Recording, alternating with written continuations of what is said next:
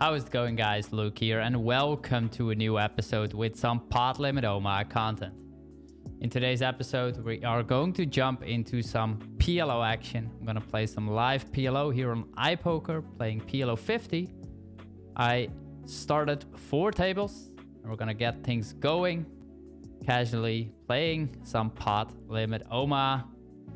If you guys like the content, guys, make sure to subscribe to the channel, give the video a thumbs up, and also check out the link below in the episode where you can learn more Pot Limit Omaha strategy by going to the PLO Mastermind, of course. Anyway, let's get going. 4 tables. You can see I also have a HUD available, and we're gonna see how the action is going to evolve. Table number 4, bottom right, we make a boat, and we're gonna bet. I think half pot is fine. My opponent falls. Yeah, I thought let's make some live PLO action for you guys to see how the action is at this moment. Right now it is Monday afternoon around 3 p.m. CET. And there's actually a good amount of action on Ipoker. Let me see. Around 10 tables running on PLO 50, around 5 tables running PLO 100, around 5 tables running PLO 200. So a good amount of action, guys. We're gonna see if we find some interesting spots, of course. On the bottom left, we have a table with a couple of recreational players. The purple color is my tag for recreational players. Always a good sign, of course. And we also have some green tags, which are more raggish type of opponents. Bottom right, middle pair, open-ender, no flush draw, no backdoor flush draw, 3-way. I think we can actually just check fold. This hand might seem weak, but I think it is to play against my opponent's value portion. We don't do as well, and also the draws are often dominated, or they have additional backup with flush draws, which I don't have. Turn goes check, check. Now my opponent bets very small. Could be a hand like Jack, Jack. Maybe Jack 10. So we're playing PLO 50, so low stakes, guys. I'm gonna try and see what the meta currently is. We will see some limpers. We will see many multi-way pots, most likely. And we're gonna talk you through how I like to navigate through those situations. I generally play on Ipoker as well, by the way. Normally play PLO 100 and 200. But for this quick video, I thought let's start some lower stakes games. Quite excited lately about playing poker. Been playing a good amount, mostly at night though. But I also realized it's sometimes hard to combine with my day-to-day obligations for the mastermind, for the PLO mastermind, and therefore I didn't play much over the last 1.5 to 2 weeks actually. So whenever you get back into the grind, into the groove, always make sure to not start too many tables, in my opinion. Take it easy in the beginning. Just make sure that your mind is a little bit refreshed, ready to get back into it. This is a full table 4, and on table number 2, we are going to check back. Turn is also a check. And we will check it down, and we will win. But yeah, I didn't play too much lately, even though before I was playing like quite a bit the months before. But now trying to get back into it. So casually starting 4 tables, putting extra attention on quality, good decisions, think through each decision, just take your time. And when you are sort of warmed up and back into the groove, so to speak, I would definitely add like 1 or 2 more tables. Lately been playing mostly 6 tables whenever I play.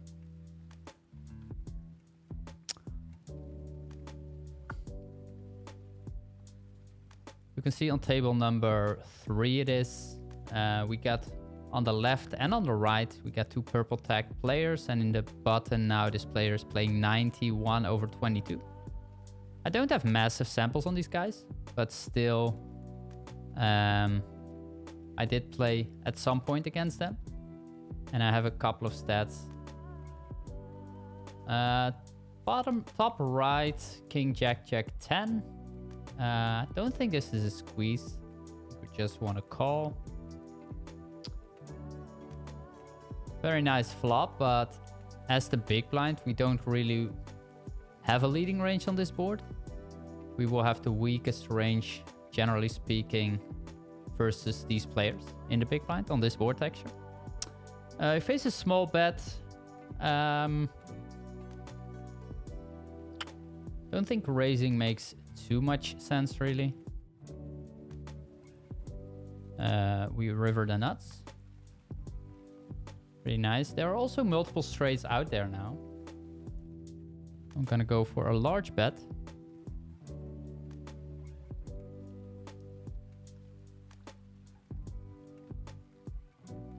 Could also bet this sizing.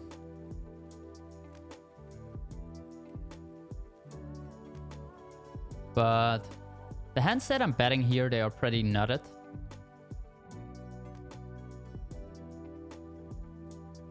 So therefore, betting large makes the most sense in my opinion. My opponent had the same hand.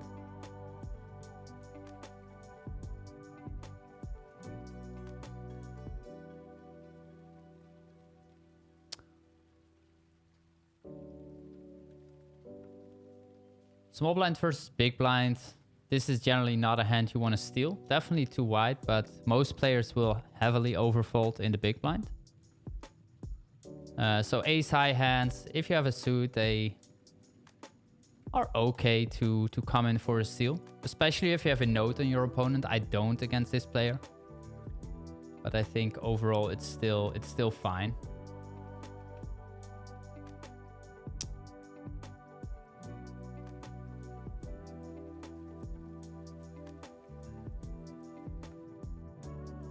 Not betting that turn.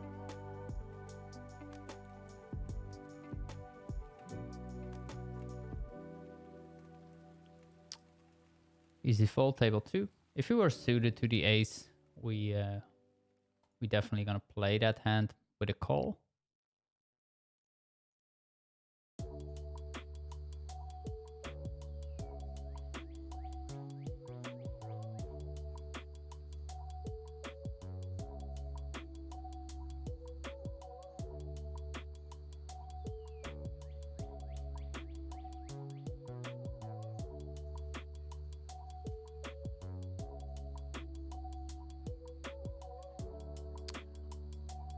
Rainbow Queens, not a great hand in Pot Limit Omaha. In No Limit Hold'em, just bare queens, of course, great hand. But in PLO, you need a lot more components to continue. Even against a min raise, I'm just gonna fold. Aces, table number 2. Let's get some money in.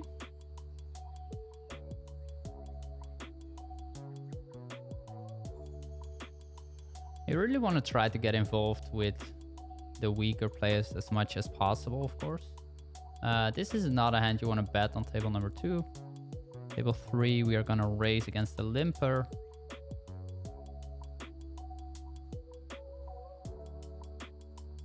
We have a gutter and the ace of diamonds on table number 2. So I think I'm going to call.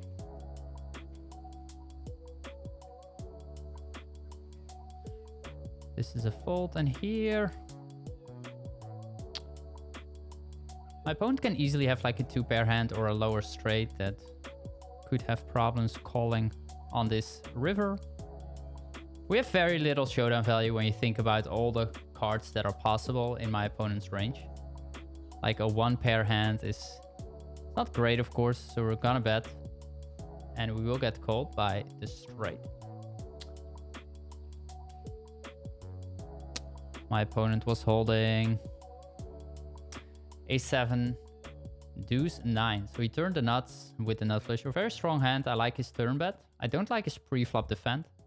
It's too wide. You want to fold that. On the river, I think his check call is good. Especially because he has that diamond in his hand.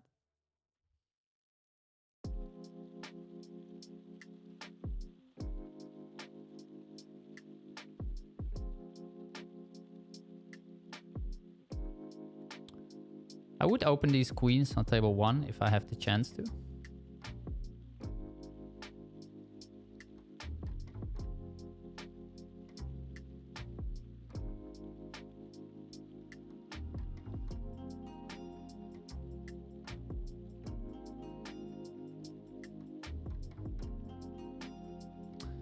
Table number 4, I will defend versus steal. My hand has enough connection. We should call. We should do a lot of calling big blind versus small blind. Definitely a spot where many people overfold. But in the big blind versus small blind steal, you have such a great position basically to be in. You're guaranteed in position. You're closing the action. The SPR is high. So a lot of reasons to play many hands.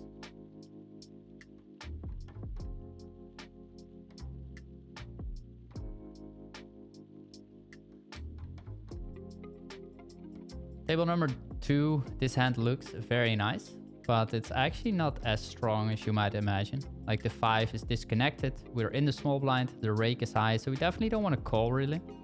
The hand is also too weak to 3-bet. I'm just gonna fold it. A limper on table number 4.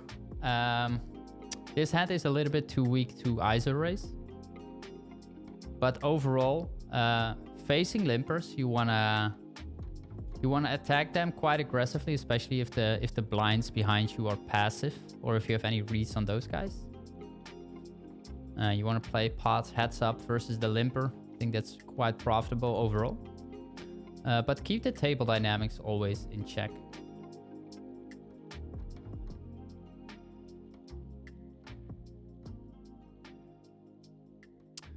There's no Zoom format on Ipoker. So only regular tables are available, which I personally prefer over Zoom. But I know there are a lot of people who like to play Zoom format, so that's not available here. Table number 4, we ISO raise against the limper again. Or not again, but this player limps again, and now we ISO raise. On this flop, even though none of the players will have many strong mate hands, like don't think my hand is really fit for betting. Just a little bit too weak. And we are 4 ways, so.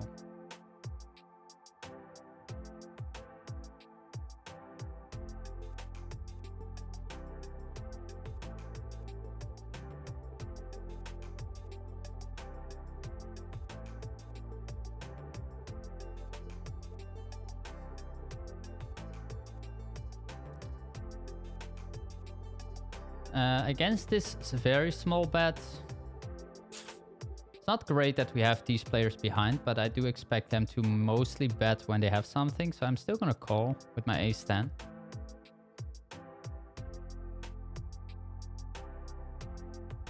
Table number 2, we get 3-bet.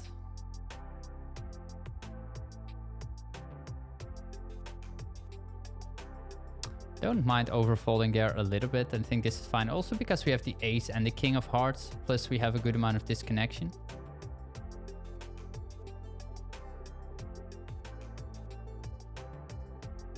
Let's see what this guy shows up with. And he has the nuts. This guy was calling with king 10. Pretty loose. So yeah, this player is limping with ace queen 3 deuce. So I'm gonna give this guy a color. Table number 2, we are checking with the underpair to the queens. Not much reason to bet. We could bet to deny some equity against ace x or king x, but this hand is really a little bit too weak. Now we gotta fold.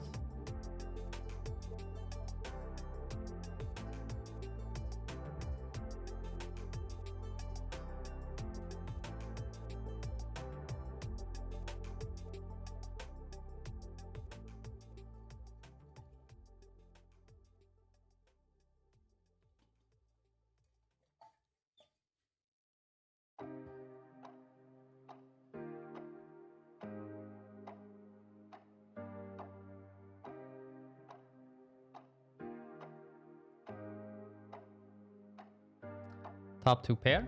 Table 2. Could be a hand we want to check, given that we have no backup, but I think in general people under check raise. So I prefer to bet there. Not a great river. Question is, do we want to turn our hand into a bluff? We're still beating some straight draws, king X. That hand was also not folding, probably. Could be interesting to see if that hand is actually a bet or not.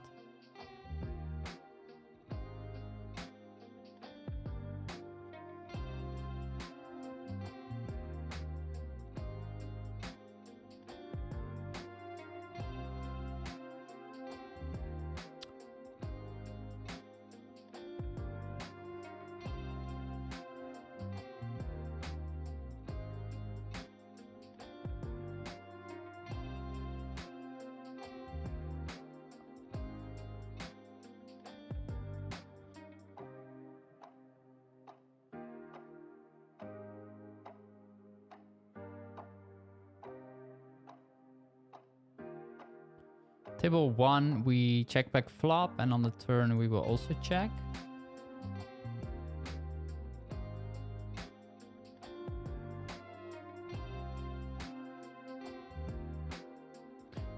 Table number 4, not a great hand.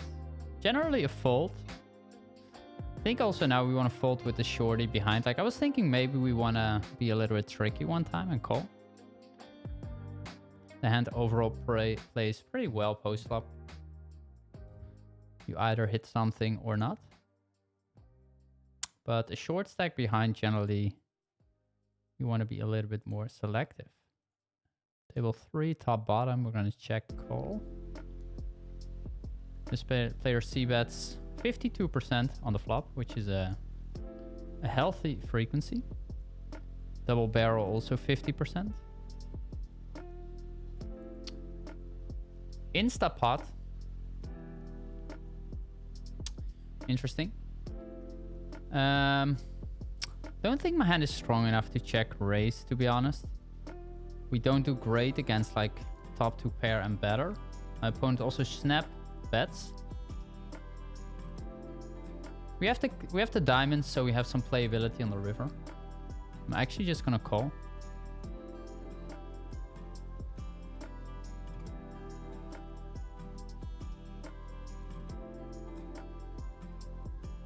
He had a set of 8s. Interesting.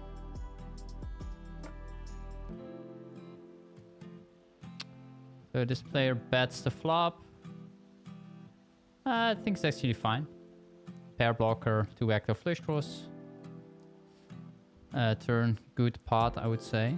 So it's fine. Aces, gonna 3-bet.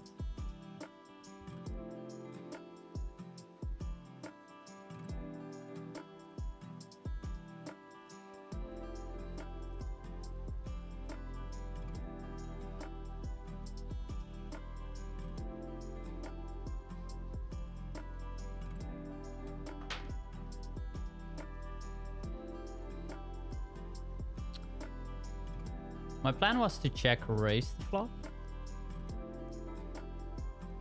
Now that he checks, I don't think on this card he's going to do a lot of betting. And at this point I do think we have the best hand. So I'm gonna bet myself.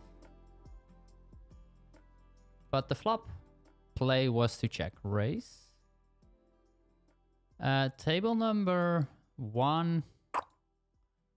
Not sure if with the 3-4 combo my hand is a little bit too weak to squeeze. Probably close. I'm gonna go for it.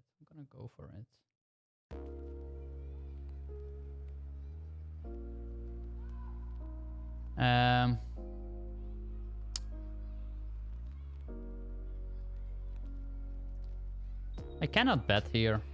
My opponents will connect too often. And my hand has not that much equity and blockers. So we're gonna check, and this player will probably pot it very often. And then we're gonna check fold.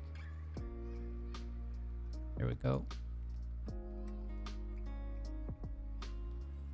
don't think his sizing is great. Like if he bets like either pot very often, or if you bet small, then go for really small. This sizing is sort of still too big to bet fold, I would say.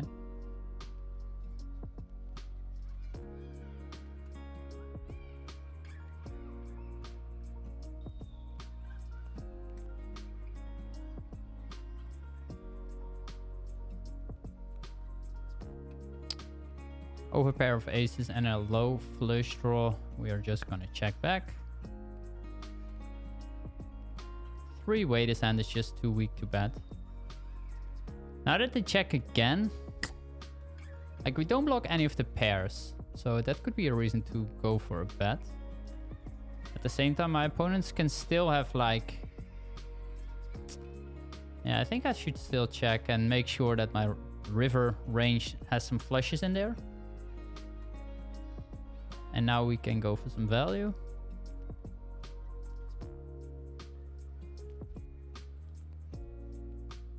Just gonna go for half pot.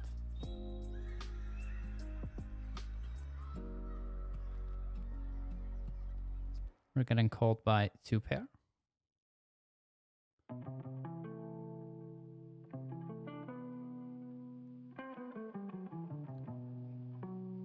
This is also not a hand you want to defend in the big blind. It's just a little bit too weak.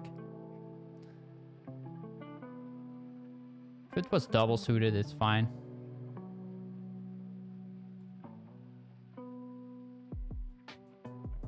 Table 3, I generally would defend a lot, but this is just a little bit too much out of line.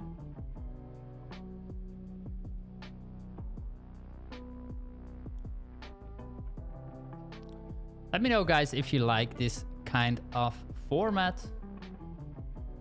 If you want to see more of myself playing some live PLO online.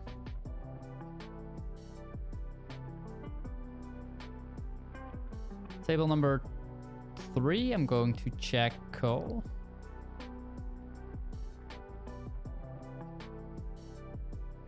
Table number 4.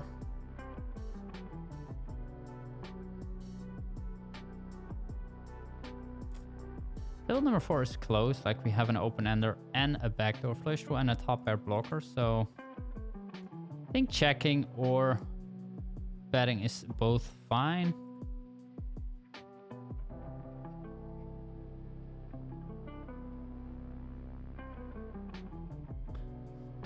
Very nitty on table number 3. We get called.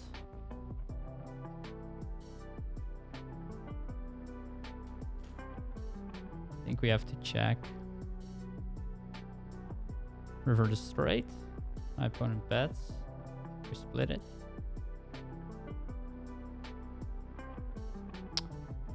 Could also be a check on the flop as mentioned.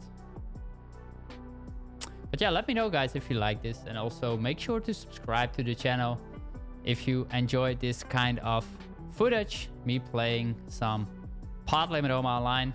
Guys, thank you very much for watching. Take care. See you next time with a new episode here on YouTube. Take care. GG.